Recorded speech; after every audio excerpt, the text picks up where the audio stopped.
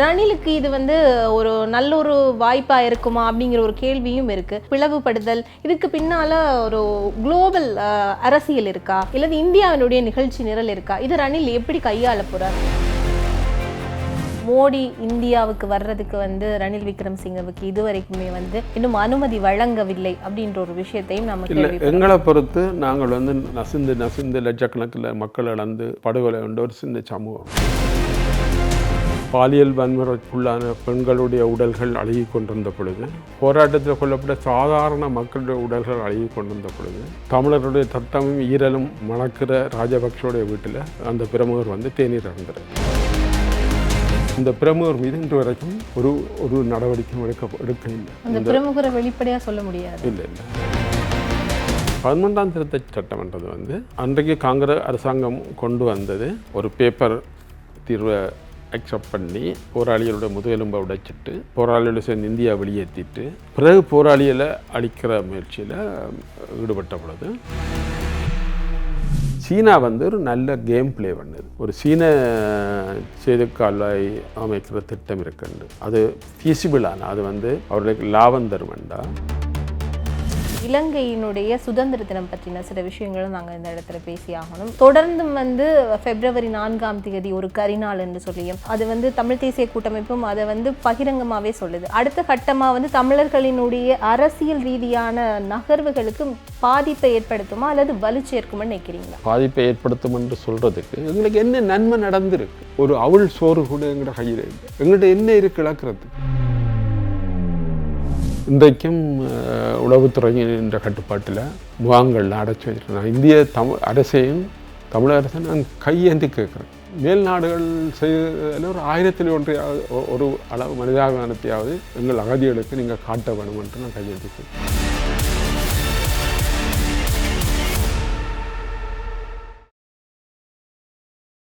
வாழ்வின் ஒவ்வொரு தருணங்களையும் பூமருடன் கொண்டாடுங்கள். பாரம்பரிய அழகுடன் பரவசமூட்டும் பூமர் மெஜஸ்டிக் கலெக்ஷன்ஸ். ஒவ்வொரு கலர் ஷர்ட்டுடன் மேட்சிங் பார்டர் வேட்டிகள். பூமர் கலர் ஷர்ட் மற்றும் வேட்டிகள். வணக்கம்.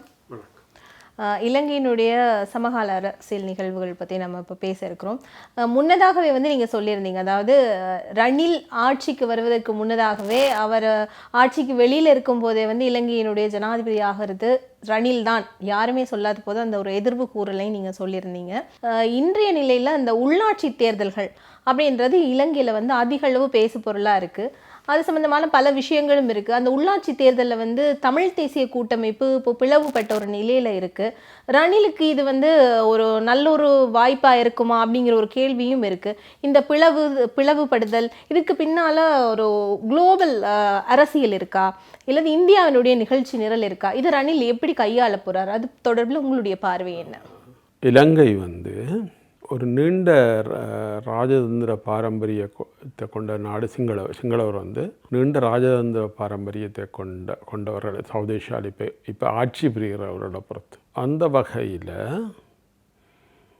2000 வருஷமாக வங்கக்கடலில் இருக்கிற இந்திய கடலில் இருக்கிற பெரிய நாடுகளுக்கிடையில் பெரிய நாடுகளை ஏமாற்றுறது எப்படி, அவர்களை கையாளுறது எப்படி என்றது தொடர்பான அவர்களுக்கு ஒரு பாரம்பரியம் இருக்குது. சோழர்களோட அவர்களுக்கு அப்பவும் பிரச்சனை இருந்தது. சில சமயங்களில் பாண்டியர்களோட, சோழர்களோட பிரச்சனை இருக்கல பாண்டியர்களோட அவர்கள் சேர்ந்துருக்கணும். அந்த மாதிரி ஒரு மற்ற இலங்கையில் எப்போவுமே வந்து ஒரு பகுதி குளோபல் பொலிட்டிக்ஸ் தான். அது ஒரு முக்கிய சில சமயங்களில் டிசிசிவாக தீர்மானிக்கிற பொலிட்டிக்ஸ்.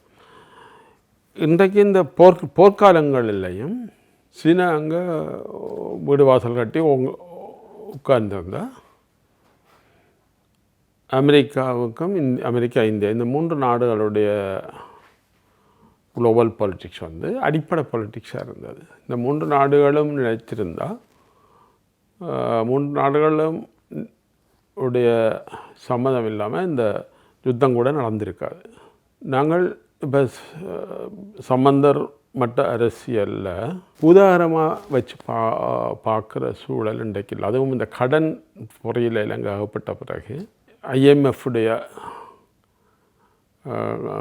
கட்டுப்பாடு கை வந்து இன்னும் பலமாயிருக்கு. இந்தியா வந்து கடன் வழங்குறதன் மூலம் இலங்கையை கட்டுப்படுத்த முடியும் என்று நம்புது. அது ஆயுதம் வழங்குறதன் மூலம் இலங்கையை கட்டுப்படுத்த முடியும் என்று நம்பினது சென்ற அரசாங்கம், சென்ற காங்கிரஸ் அரசாங்கம் வந்து இலங்கை தமிழருடைய போராட்டத்தை அழிக்கிறதுக்கு உதவுறதன் மூலம் இலங்கையை தன்னை கட்டுப்பாட்டில் வச்சிருக்கலான்னு நம்பினது. அதன் அடிப்படையில் தான் ஐபிகேஎஃப் வந்தது. ஐபிகேஎஃப் வந்தது நாங்கள் வந்து தனிநாடு அல்லது சுயாட்சியுள்ள கனடா அது மாதிரி சுயாட்சியுள்ள ஒரு இணைப்பாட்சியை தான் நாங்கள் எங்களோட கோரிக்கையாக இருந்தது. ஆனால் அன்றைக்கு காங்கிரஸ் அரசாங்கம் கொண்டு வந்தது தமிழ்நாடு கேரளாவுக்கு இருக்கிற மாதிரியான ஒரு பகுதி இணைப்பாட்சியும் இல்லை, இணைப்பாட்சியும் இல்லை. நீங்கள் இப்போ அந்த 13ஆம் திருத்த சட்டத்தை பற்றி சொல்கிறீங்க. 13ஆம் திருத்த சட்டம்ன்றது வந்து பாண்டிச்சேரி போன்ற யூனியன் பிரதேசங்களுக்கு கூட போலீஸ் அதிகாரம் பலமாக இருக்குது. அதை விட ஒரு வீக்கான ஒரு திட்டம் தான். அந்த திட்டத்தை கொண்டு வந்து அந்த திட்டத்தை ஏற்றுக்கொள்ளும்படி எத்தனை நடந்தாலும் கூட தெரியும். அதன் பிறகு தமிழர்களை முதல் முறையாக ஐரோப்பிய அரசாங்கங்கள் தமிழர்களை ஒரு பார்ட்டியாக ஒரு கட்சியாகவும் இலங்கையை ஒரு கட்சியாகவும் பேச வச்சணும்.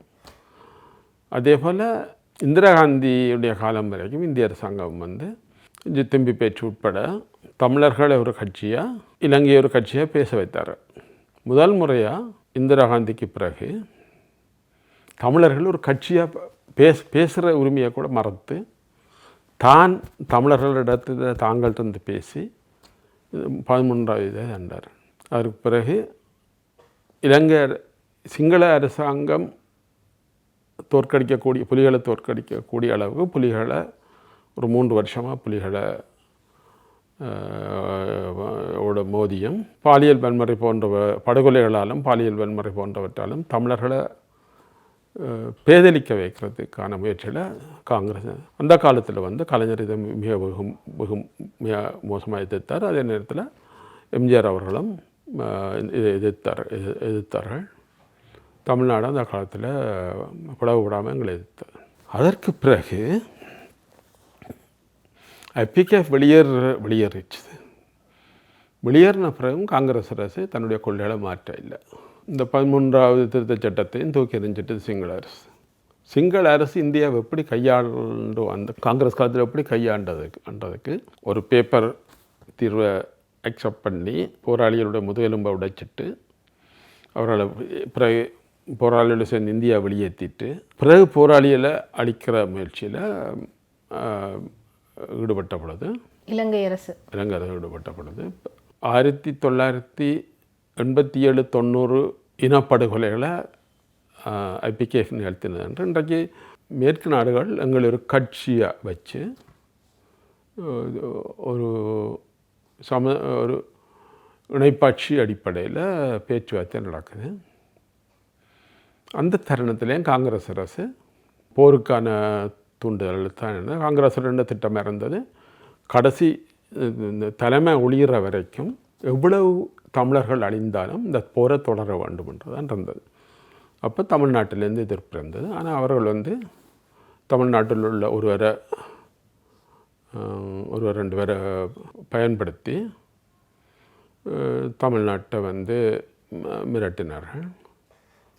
அது பிறகு தெரியும் உங்களுக்கு, இலங்கை ஒரு சிறிய ஒரு நாடு, என்ன சொல்கிறது, இந்து சமுத்திரத்தில் இருக்கிற நாடு ஒரு பெரிய ஒரு இந்தியான்ற ஒரு பேரரசை வந்து மிரட்டுறதுக்கான வாய்ப்பு இருக்கா? நான் வந்து ஒரு இந்தியாவுடைய நண்பன் என்ற முறையில் நான் இந்த விடயங்களை என்னோட பேசுகிற இந்திய அதிகாரிகளுக்கு நான் சொல்லியிருக்கிறேன். நீங்கள் தமிழரை பணயம் வைத்து இலங்கையை வெல்லலாம் என்ற முயற்சியை கைவிட்டுருங்க. நீங்கள் தமிழர்களையும் வளர்ந்துருவீங்க.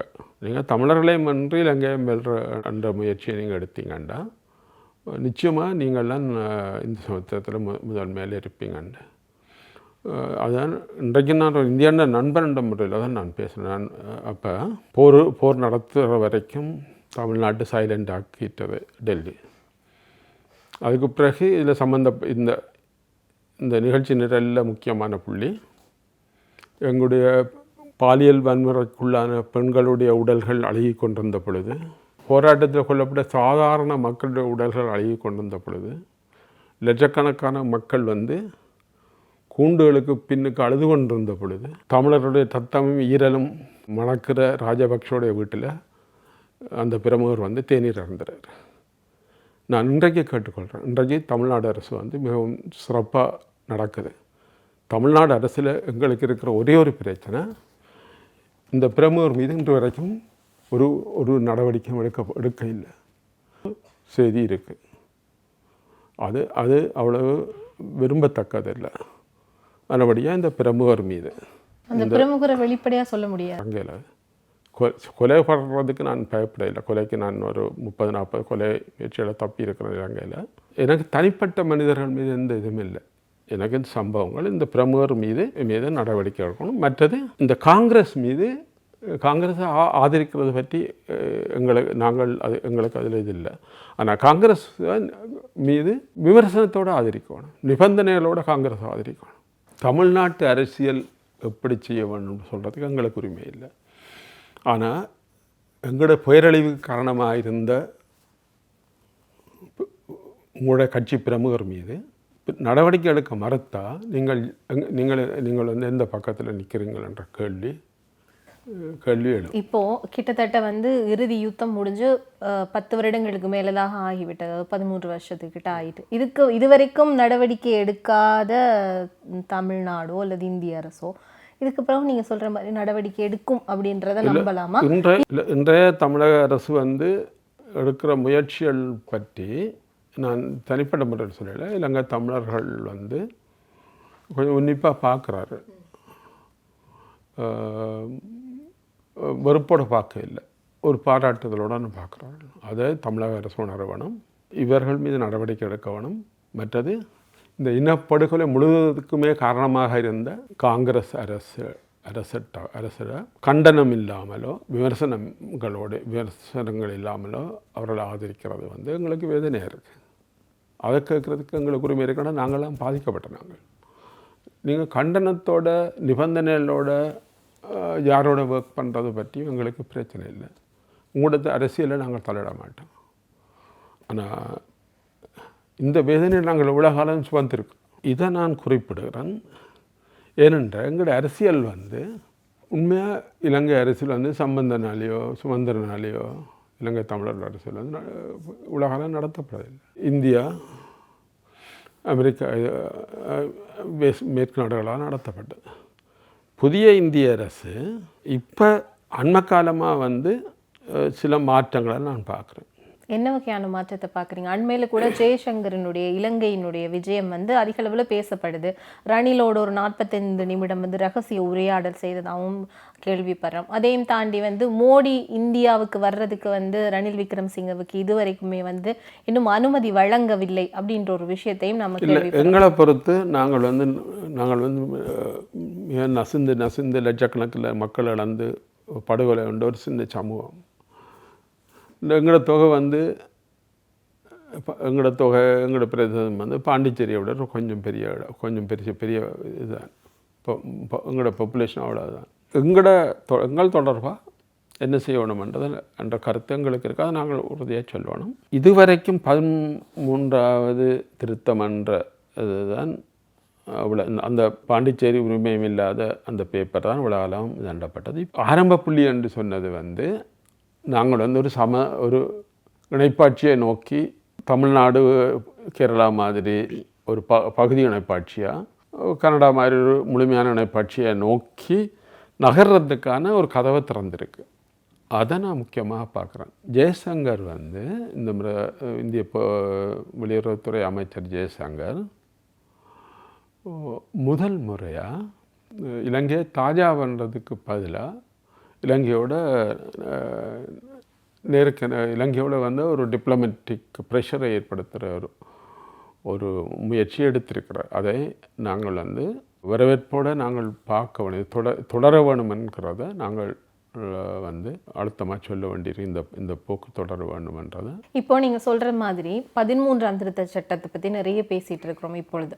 இப்போ இதே மாதிரி ரணில் விக்ரமசிங்கவும் வந்து அதை அமுல்படுத்துங்கள் அப்படின்றத வந்து சொல்கிறார். அதே நேரத்தில் வந்து இதை அமுல்படுத்த முடியல அப்படின்னு சொன்னால் அதை வந்து நிராகரிக்கலாம், அதுக்கு பாடான ஏற்பாடுகளை வந்து சட்ட ரீதியாக மேற்கொள்ளலாம் அப்படின்னு ஒரு விஷயத்தையும் வந்து முன் வைத்திருக்கிறார். இதை எப்படி பார்க்கறது? இந்தியா வந்து ஒரு அழுத்தத்தை கொடுக்குது அப்படின்னு சொல்றீங்க, ஆனால் ரணில் வந்து இப்படி ஒரு விஷயத்தை பேசுறாருன்னு சொன்னால் இதை எப்படி எடுத்துக்கொள்றது?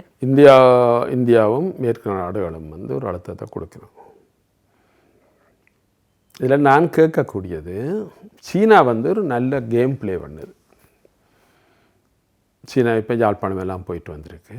சீன தூதர் வந்து கச்சதீவுக்கு போயிருக்கிறார், ராமரணையெல்லாம் 3ஆம் திட்டுக்கு போயிருக்கிறார், மீண்டும் வருவோம்னு சொல்லியிருக்கிறார். நான் கேள்விப்பட்டிருக்கிறேன், அவர்களுக்கு வந்து ஒரு சீன சேது கால்வாய் அமைக்கிற திட்டம் இருக்குண்டு. அது ஃபீஸிபிளான, அது வந்து அவர்களுக்கு லாபம் தருமெண்டா. சீனா சேது கால்வாய்னா அது அமைவிடமுங்க, அது எப்படி? அது வந்து சேது அணையில் பாதி தான் இந்தியாட்ட இருக்குது, பாதி இலங்கைகிட்ட இருக்குது. இப்போ இந்திய பக்கத்தில் தான் சேது சமுத்திர திட்டம் இந்திய சேது சமுத்திர திட்டம் திட்டப்பட்டது, அப்புறம் அது கைவிடப்பட்டது. இப்போ தங்களுக்குடைய பட்டுப்பாதை திட்டத்துக்கு அது அனுகூலமாக இருக்குமென்றால் அவர்கள் வந்து கொழும்பு சிட்டி, அவர்கள் கொழும்பில் அமைத்த கொழும்பு சிட்டி என்றதும் வந்து அவருடைய பட்டுப்பாதை ராஜேந்திரத்திலேருந்து அப்பாற்பட்ட ஒன்று இல்லை. அந்த பட்டுப்பாதைன்ற ஒரு குறுக்கு பாதையை ஒரு சீனா சேது சமுத்திர திட்டத்தின் ஊடாக அவர்கள் கொண்டு வர்றது வந்து லாபகரமாக இருக்குமெண்டா, அரசியல் ரீதியாகவோ அல்லது அவர்கள் செய்ய போகிறார்கள். அது பற்றிய முயற்சிகள் நடந்து கொண்டிருக்கிறதா தெரியுது. இது வந்து சீனாவுடைய ராஜதந்திரம் வந்து அது வந்து பதட்டப்பட இல்லை. ஒரு விஷயங்கள், அதிகமான விஷயங்களில், சின்ன சின்ன விஷயங்களில், சின்ன சின்ன இதுகளில் தலையிட இல்லை. இவ்வளோ காலமும்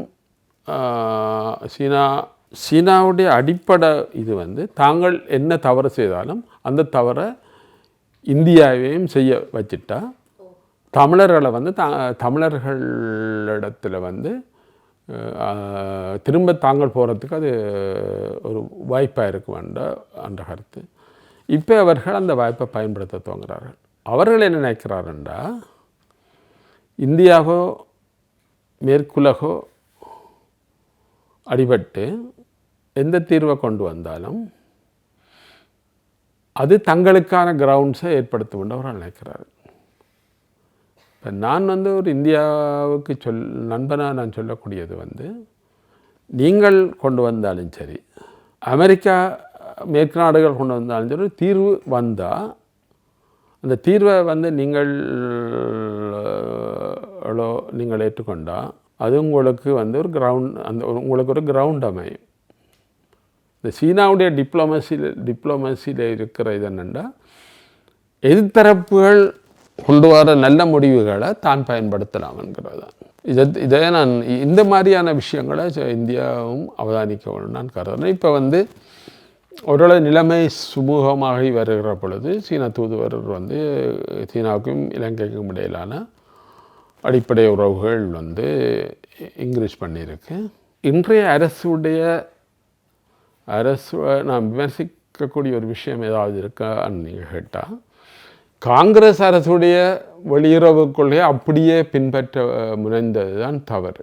இந்திய அரசு இயந்திரம் அப்படின்றது ஒன்று தானே, அது வந்து காங்கிரஸாக இருந்தாலும் சரி, பாஜகவாக இருந்தாலும் சரி, எல்லாம் ஒன்று தானே. இதில் புதுதாக என்ன இருக்க போகுது? இல்லை, வெளியுறவு கொள்கைகளில் எந்த மாற்றமும் இதுவரைக்கும் ஏற்படுத்தப்படவில்லை. இல்லை, என்ன உலக நாடுகளை பாருங்கள், காலங்காலத்துக்கு அவர்கள் வந்து நலன்கள் நிரந்தரமாக இருந்தாலும் வெளியுறவு கொள்கைகள் நிரந்தரமாக இருக்கிறதில்லை. அவர்கள் வந்து நலன்களின் மாற்றங்கள் தேவைகள் இருக்கத்தக்க மாதிரி தங்களோட வெளியுறவு கொள்கைகளை மாற்றிக்கொள்கிறார்கள். இந்தியாவை பொறுத்து அவர்கள் வந்து இன்னும் அவர்கள் வந்து ஒரு இமேஜினரி non-aligned கண்ட்ரிஸ் இருக்கிறதா ஒரு இமேஜினரி இது ஒன்று இந்தியா. நான் பேசிய இந்திய அதிகாரிகள்கிட்ட இருந்தால் நான் பார்த்தேன், அதுலேருந்து அவர் வெளியால் வர வேணும். இப்போ தான் முதல் முறையாக இப்போ ஜெயசங்கருடைய இந்த முயற்சிகள் தான் காங்கிரஸ் காலத்து இல்லை கிருஷ்ணமேனன் காலத்தில் உருவாக்கின இந்த வெளியுறவு கொள்கையில் இப்போ கன விஷயங்களில் மாற்றங்கள் வந்திருக்கு, வர ஆரம்பிக்குது. எங்கள் தொடர்பாக ஒரு மாற்றம் வரக்கூடும் என்ற ஒரு நம்பிக்கை வந்து ஜெய்சங்கருடைய இலங்கை பயணம் ஏற்படுத்தியிருக்கு. ஏனென்றால் இந்த காங்கிரஸ் வெளியுறவு கொள்கையில் இருந்து வெளியுறவு உடையாமல் இந்தியா வந்து இந்தியாண்டு இந்த வெளியுறவு கொள்கை நேபாளத்தை இழந்தது, சுற்றி வங்காளதேஷ் எல்லாத்தையும் இழந்து இலங்கை தமிழர்களையும் இன்றைக்கு இலங்கை தமிழர்கள் வந்து வெற்றி கொள்ள வேண்டிய இடத்துல இந்தியா இருக்குது. முந்தி இந்தியாவோட இலங்கை தமிழர் இருந்த நிலை போயிட்டது, வெற்றி கொள்ள வேண்டிய நிலையில் இருக்குது. அதனுடைய இந்த ஜெய்சங்கர் இந்த முயற்சி வந்து தொடர வேண்டும் என்ற ஒரு தொடர்ந்தால் நல்ல மாற்றங்கள் உருவாகக்கூடும் என்று நான் கருதுகிறேன். அடுத்தது வந்து இலங்கையினுடைய சுதந்திர தினம் பற்றின சில விஷயங்களும் நாங்கள் இந்த இடத்துல பேசி ஆகணும்.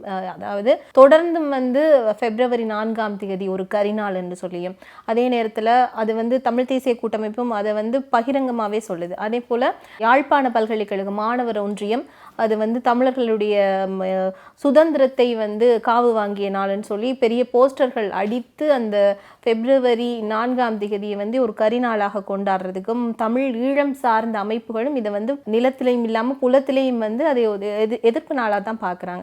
இந்த மனநிலை அப்படின்றத வந்து நீங்கள் எப்படி பார்க்குறீங்க? இது வந்து அடுத்த கட்டமாக வந்து தமிழர்களினுடைய அரசியல் ரீதியான நகர்வுகளுக்கு பாதிப்பை ஏற்படுத்துமா அல்லது வலு சேர்க்குமா நினைக்கிறீங்களா? இல்லை, இந்த விஷயத்தில் அடிப்படையில் தீர்மானிக்க வேண்டியது வடகிழக்குல உள்ள கட்சிகள், சம்பந்தர் போன்றவர்கள், மற்றது அடைக்கல்நாதன் போன்றவர்கள், ஸ்ரீதரன் இப்போ மிக உறுதியான ஒரு இது எடுத்து ஸ்ரீதரன் போன்றவர்கள், சுமந்திரன் போன்றவர்கள், மாவேசே நாதராஜா போன்றவர்கள், யாழ்ப்பாண பல்கலைக்கழக மாணவர்கள், கிழக்கு பல்கலைக்கழக மாணவர்கள், இவர்கள் சொல்கிறத தான் நாங்கள் கேட்க வேணும். இந்த விஷயத்தில் அவர்களுடைய முடிவை தான் நாங்கள் ஆதரிக்க வேணும். ஏனென்றால் அவர்கள்லாம் இந்த மண்ணில் வாழ்கிறாரு. இது வந்து ராஜாந்திர ரீதியாக வந்து ஒரு பாதிப்பை ஏற்படுத்தும் என்று சொல்கிறதுக்கு எங்களுக்கு என்ன நன்மை நடந்திருக்கு? எங்கள்கிட்ட ஒரு அவள் சோறு கூட எங்கள்கிட்ட கையில் இல்லை. எங்கள்கிட்ட என்ன இருக்குது இழக்கிறதுக்கு? ஒரு தீர்வு, ஒரு ஆரம்ப புள்ளியாக ஒரு தீர்வு திட்டம் ஒரு கொடுக்கப்பட்டால் இந்த பின்படும்படி இந்த இதுகளை பின்படும்படி நாங்கள் மாணவர்களை கேட்கலாம். ஆனால் இழக்கிறதுக்கு எங்களுக்கு ஒன்றுமே இல்லை. ஈழ அரசியல் வரலாற்றில் ஒவ்வொரு முன்னடைவுகள் அல்லது சில பின்னடைவுகள் இதிலெல்லாம் வந்து நிலத்தில் வாழ்கிற தமிழர்கள் மட்டும் இல்லாமல் புலத்தில் வாழ்கிற தமிழர்கள் மட்டும் மிகப்பெரிய அளவில் செல்வாக்கு செலுத்துகிறாங்க. இப்போது அதாவது புலம்பெயர்ந்த தமிழர்கள், உலகமெல்லாம் வாழ்ந்து கொண்டிருக்கிற தமிழர்கள் இந்த ஈழத்தமிழர் பிரச்சனையில் அவர்களுடைய பங்கு என்ன, அது சரியான ஒரு கோணத்தில் போயிட்டு இருக்கா? நீங்கள் அதை எப்படி பார்க்குறீங்க? எங்களோட அரசியல் 1983 கலவரத்துக்கு பிறகு 1958 கலவரத்திலே சென்னையில் லேசாக எதிர்வச்சது. அறிஞர் அண்ணா தலைமையில் ஊர்வலம் நடந்தது. அறிஞர் அண்ணா அவர்கள் கடுமையான ஒரு பேச்சை பேசினதெல்லாம் நீங்கள் கேள்விப்பட்டிருப்பீங்க. ஆனால் அந்த நேரம் அது பெரிய இதாக இருக்கல. பிறகு வந்து இந்த மீடியா வந்து ஒரு பரவலாக வந்துச்சு. குறிப்பாக ஓரளவு 80களில் வந்து டிஜிட்டல் இதெல்லாம் வர ஆரம்பிச்சிட்டுது. மீடியா வந்து பவர்ஃபுல்லாக வருது, தொடர்புகள் வந்து அதிகரிக்குது. 83 கலவரத்தில் தமிழகம் வந்து முழு தமிழகமுமே தெருவில் நிற்குது. எங்களுக்காக கண்ணீர் விட்டு கொண்டு எங்களுக்கு அக்குரல் கொடுத்தோன்னு தெருவில் இறங்குறாரு. அது இந்தியாவை அதிர வச்ச ஒரு சம்பவம். எங்களுக்கும் தொப்புள் கொடி உறவுகள் இருக்கிறார் என்ற ஒரு நம்பிக்கை எங்களுக்கு தந்த ஒரு இது. இப்போ 83 வந்து எங்களுக்கு இந்தியா மட்டும்தான் தொப்புள் கொடி உறவாக இருந்தது. இப்போ 87லேருந்து 90 வரைக்கும் IPKF வந்து படுகொலைகளும் பாலியல் வன்புணர்வு கொலைகளும் செய்து கொண்டிருந்த காலத்திலேயும் தமிழகமும் இந்தியாவில் உள்ள பல முற்போக்கு சக்திகளும் எங்களை ஆதரித்தது. அதால் இந்தியா உங்களோட தொப்புள் கொடி என்ற என்ற கருத்து பலகீனப்பட்டு போகவில்லை. அதன் பிறகு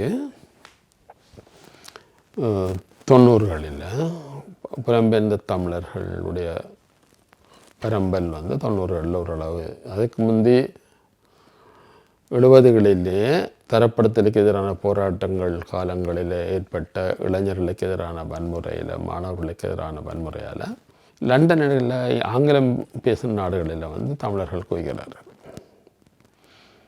அவர்கள் அரசியலில் இந்த போராட்டத்தை உருவாக்கினதில், போராட்டத்தை ஆதரித்ததில் அவர்களுக்கு ஒரு பெரிய பங்கு இருக்குது. ஈரோஸ் உருவாகுது.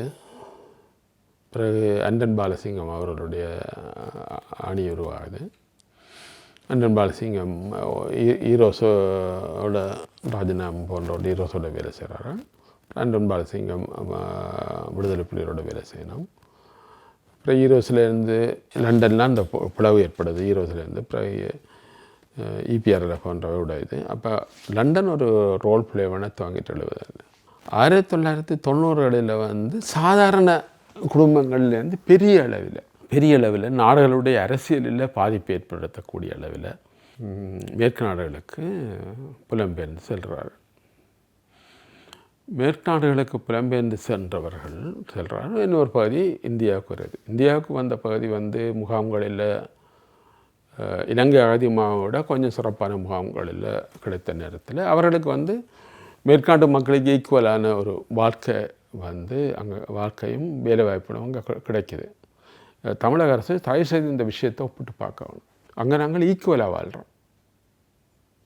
மேற்கு நாடுகளுக்கு போனவர்கள் ஈக்குவலாக வாழ்கிறேன். நான் அகதியாக போகலை, நான் எக்ஸ்பர்ட் கேட்டகரி இதில் பண்ணேன். அதால் எனக்கு முழுமையாக அதை பற்றி நான் ஆய்வுகள் மூலம் தான் நான் பேசுகிறேன்.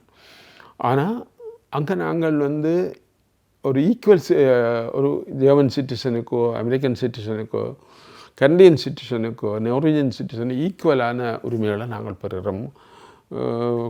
வீடுகளில் வாழ்கிறோம். எங்களுக்கு வேலை பர்மிட் தரப்படுது. இன்றைக்கி இந்த இலங்கை தமிழ் அகதிகளுக்கு ஒர்க் பர்மிட் கொடுத்துருந்தா இன்றைக்கி தமிழகத்தில் வேலை வாய்ப்பு பிரச்சனைகளில் ஒரு பெரிய பகுதியை அவர்கள் நடத்திருப்பார். அந்த இதெல்லாம் கொடுக்கப்படவில்லை.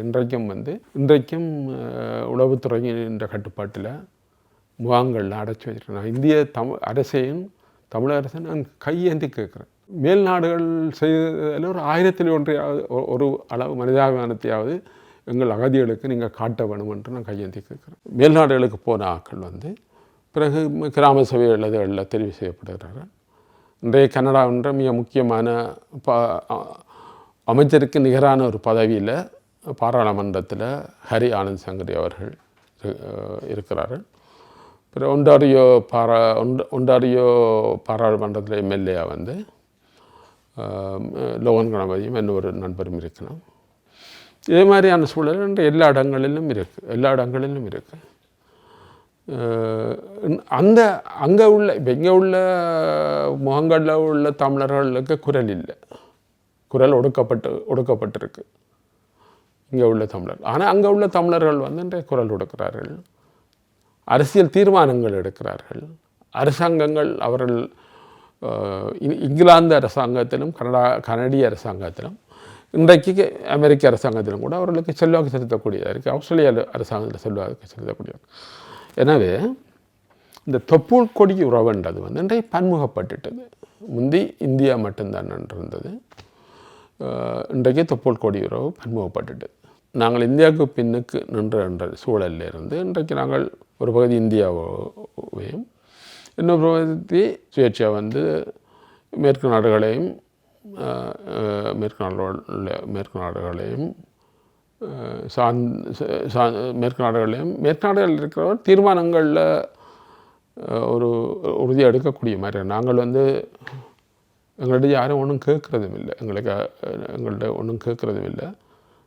நாங்கள் இந்தியாவுடைய நண்பராக இருந்தாலும் நாங்கள் இங்கே ஒரு மூலையில் குந்தி கொண்டிருக்க முடியுது இல்லையா. எங்களோட அதிகம் டிசிஷன் இருந்தது. என்னோட எல்லாம் நிறைய டிசிஷன்ஸ் இருந்தது.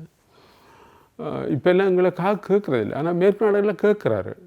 ஹரி ஆனந்த் சங்கரியால் ஒரு முடிவெடுக்க முடியும், முடிவை வந்து முன்னுக்கு வைக்க முடியுது. அமெரிக்காவில் இருக்கிற நாடாளுமன்ற அரசாங்கமோ மற்றவர்களோ வந்து சில முடிவுகளை அமெரிக்காவில் தண்ட முடியுது.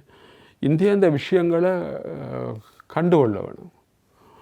இந்த பீப்புள் பார்ட்டிசிபேஷனை வந்து தொப்புள் கொடி உறவுகளுடைய பீப்புள் பார்ட்டிசிபேஷனை நிராகரித்து போட்டு இந்தியா அதிக தூரம் போக முடியாது.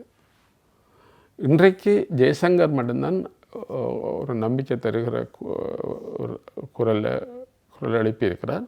அவர் வந்து எங்களோடும் பேச வேணும், மக்களோட பேச வேணும், இந்த தமிழ் மக்களோட தொப்புள் கொடி உறவுகளோட பேச வேணும். டாப் டு பாட்டம் இது வந்து பங்களாதேஷில் ஒர்க் பண்ண இல்லை,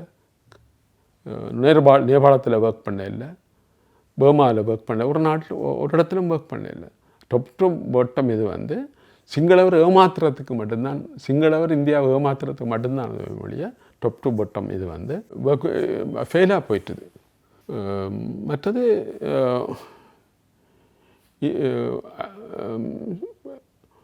பல விஷயங்கள் நடந்திருக்கு. இப்போ இந்தியாவுக்கு தெரியாத விஷயங்கள் இல்லை. நான் இதை வந்து எனக்கு தெரிந்த இந்திய அதிகாரிகளிடம் நான் கூறியிருக்கிறேன். சுனாமி டைமில் வந்து இலங்கையில் வடகிழக்கிலையும் மேற்கு பகுதிகளிலேயும் தரையிறங்கிறதுக்கான முழு ஒத்திகைகளையும் வந்து அமெரிக்கா, கனடா போன்ற நாடுகள் எடுத்திருக்கிறார். தென்னிலங்கையில் தரையிறங்கி இருக்கிறார்கள். கனடா வந்து கிழக்கு மாகாணங்களில் எல்லாம் செயல்பட்டிருக்கிறார்கள். இந்தியா வந்து இந்த விஷயங்களை உணர வேணும். தமிழர்களை வெல்லாமல் தனியாக இங்கே சிங்களவரோடு மட்டும் பேசி இந்த தன்னுடைய செல்வாக்கை இலங்கையில் வைத்திருக்கலாம் என்கிறது வந்து சீனாவுக்கு மட்டும்தான் லாபமாக இருக்குது. அது சீனாவுக்கு மட்டும்தான் லாபம் இருக்குது. என்னென்னா இந்தியா வந்து நாங்கள் இந்த விஷயங்களை சொன்னால் எங்களை எதிரியாக பார்த்துடக்கூடாது. ஏன்னா நாங்கள் வந்து நீண்ட காலமாக வந்து நான் ரிஸ்க் எடுத்து நான் வந்து விடுதலை புலிகளில் இந்தியா கேட்டதன் அடிப்படையில் நான் ரிஸ்க் எடுத்துக்காக நான் செயல்பட்டிருக்கிறேன். எனவே இந்த விஷயங்களை இந்தியா சிந்திக்கணும். ஏன்னா தொப்புள் கொடி உறவு என்றது வந்து இன்றைக்கு வந்து மேற்காண்டில் உள்ள தொப்புள் கொடி உறவுகள் வந்து சில அழுத்தங்களை உருவாக்குறார்கள். அதனுடைய அதை நாங்கள் மறுதளிக்க இயலாது, அதை நாங்கள் மறக்க இயலாது. அது வந்து இந்தியாவுக்கு எதிரானதும் இல்லை, அது வந்து எங்களை உரிமைகளை மீட்கிறதுக்கானது. ஆனால் தொப்புள் கொடி உறவுகள், மேற்காண்டில் உள்ள தொப்புள் கொடி உறவுகள் ஒன்றிணைக்க வேணும். அத்திவாரம் வந்து வடகிழக்கு மாநிலத்தில் உள்ள தமிழர்களால் அவர்களுடைய அங்கீகாரம் இல்லாமல் அவர்கள் ஆளுகிறவர்கள், வடகிழக்கு மாநிலத்தை ஆளுகிறவர்கள் ஆள்ற உரிமை அவர்களுக்கு தண்டிருக்கு, புலம்பெயர்ந்த தமிழர்களுக்கு இல்லை. அவர்களை ஆதரிக்கிற, அவர்களை தூக்கி விடுகிற, அவர்களோட சேர்ந்து வடகிழக்கு மாநிலங்களை கட்டியெழுப்புகிற உரிமை தான் புலம்பெயர்ந்த தமிழர்களுக்கு. இந்த விஷயத்தை புலம்பெயர்ந்த தமிழர் உணர்ந்து கொள்வார். நிச்சயமாக. அதாவது புலம்பெயர்ந்த தமிழர்களாக இருக்கட்டும், இந்திய தமிழர்களாக இருக்கட்டும், இந்தியாவுக்கும் இலங்கைக்கும் இடையில் இருக்கிற அந்த போக்கு இப்போ எப்படி இருக்குது, ஜெயசங்கரனுடைய ரணில் இடையான சந்திப்பு வந்து தமிழர்களுக்கு ஒரு நல்ல சமிஞ்சையை காட்டுது. இப்படி நிறைய விஷயங்களை இந்த நேர்காணலில் எங்களோடு பகிர்ந்து கொண்டீங்க. உங்களுடைய நேரத்துக்கும் நேர்காணலுக்கும் வணக்கம்.